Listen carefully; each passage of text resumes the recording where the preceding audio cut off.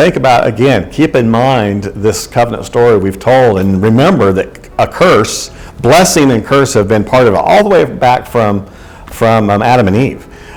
Blessing if we're in a relationship with Jesus and God, curse if we walk away from that.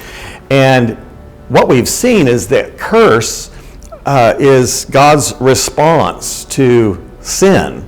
Sin has to be punished. And this is, again, all the way from the beginning, but we see it particularly in the law. The curse both can be understood nationally. When Israel as a nation betrays God, they go into exile. That's the curse. They were still under that curse even in Jesus' day. Romans occupied their land. So they understood themselves even still as sort of under that curse, and they were trying their very best, and the Pharisees had a whole system where they just worked real hard to try to be good enough to get out from underneath that curse.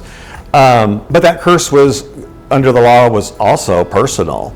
If we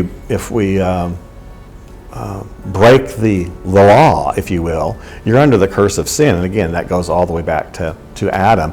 And so Paul has all that in mind when he says, if you're under the law, you're under the curse.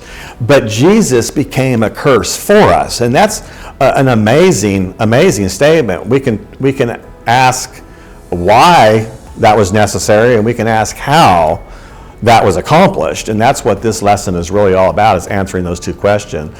The why question is because we are all under the curse. We're all under sin. We're all under this separation from God, because as much as we want to be the righteousness of God, we find ourselves falling short. And Paul says we've all fallen short.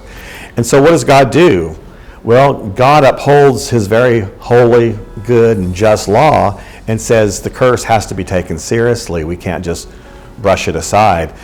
I will take the curse upon myself. And that's what Jesus does. And that's what this lesson's all about. It gives me shivers thinking about it, because Jesus comes to earth and he looks at the sin and he says, I'll become that sin.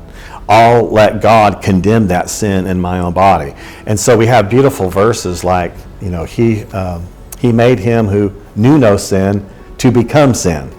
And that's what Jesus does. He becomes that sin offering that takes all the sin and the curse with it and destroys it in his own death on the cross. And in resurrection, we have freedom from that curse if we trust in him.